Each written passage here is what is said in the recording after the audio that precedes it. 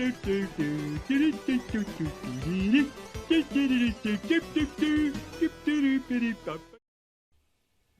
thanks for stopping by. This is Nomad Survival for Windows, and I'm playing this on a Steam Deck. I love the Steam Deck, it's great. And being able to play so many different games with portability, it's just fantastic. So, Nomad Survival was developed by a company called the Fox Knox, and it was released in October of 2022. This is one of those auto-attack, wave-clearing games that's on a timer. You basically have 30 minutes to survive and kill as many waves of enemies as possible. We are talking hordes upon hordes of various creatures. It's a game that's in the style of Vampire Survivor, and this is the first game I've played that was just like that in terms of gameplay style. I know when Vampire Survivor came out, I absolutely loved it, and I think it's great. It's just a ton of fun. To be honest, I put so many hours into that game, I feel like I was kind of avoiding trying the next type of similar game. But then eventually I got Nomad Survivor in a Humble Bundle pack and started playing it.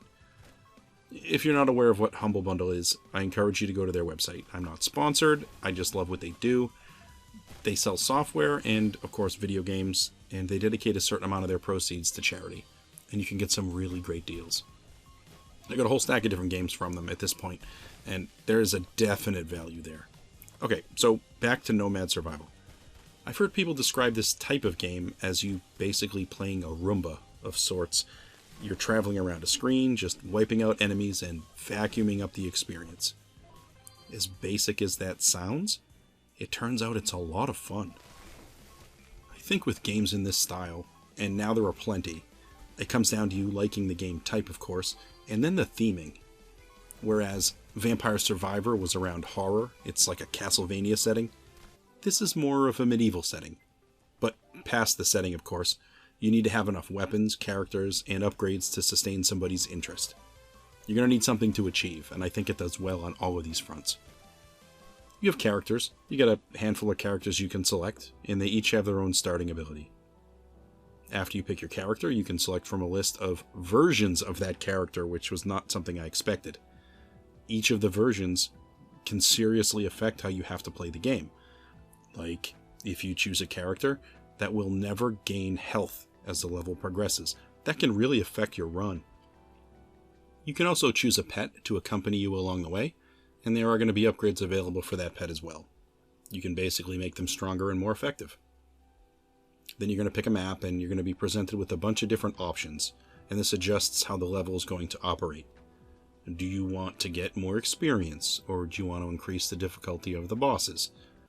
There are a lot more options to configure a level than I would have expected.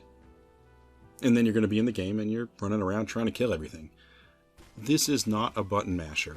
You are always on auto-fire, and you're just running around dodging and trying to win with whatever you have. You're going to be upgrading your skills along the way, and hopefully getting out in front of the difficulty curve as the timer progresses. Hopefully you can manage to get the right skills and you upgrade them enough just to stay ahead of the danger, because the enemies are going to get tougher. When you start any level, your character of course starts at level 1. However, every time you finish a game, you accrue a few different types of currency, and you can use those to upgrade the basic statistics of your characters or pets.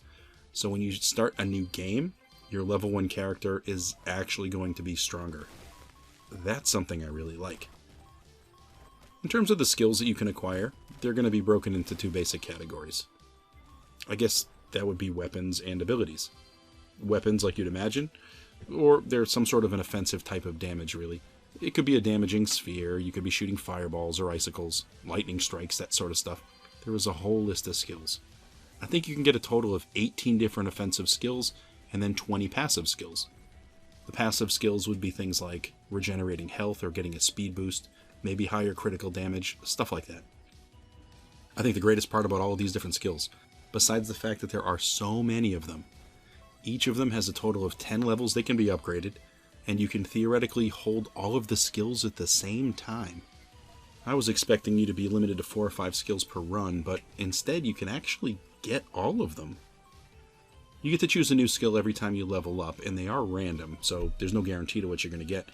Also, depending on how you've configured the game, you might only get one option to select, so you're forced into it, depending on your build. But the pool of skills that you can choose from is large, and I find most of them are useful in one build or another. There are also other rules around how you level as well. You can also re-roll for new skills sometimes, or you can replenish your health, little extra things you get when you level. The enemies come in waves, of course, and they're going to continue to increase in difficulty as you move forward, and sometimes the enemies actually scale on screen in size to indicate that they're more difficult, of course. And when they do this, they maintain their pixelated appearance, which is a style that I think really works here. You are going to get bosses throughout the stage, of course. There's one big boss at the end, and you are going to get a couple, maybe 2 or 3 along the way.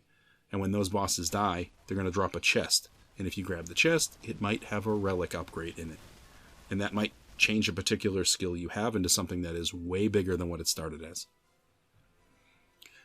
When I try to put this game in the most simplest of terms, I think there are 2 things that come to mind. The sheer number of upgradable options for your characters, whether it's skills or gameplay, and chaos. When this game gets moving and you start doing really well, the screen becomes complete and utter chaos. If you like that sort of thing, and apparently I do, this game is probably one you should check out. It's only a couple of dollars to buy, shockingly affordable, and it has a fantastic replay value. I am hours upon hours into this one. Well, that's all I have today for Nomad Survival. Thank you for stopping by to take a look, and I hope to catch you on another video.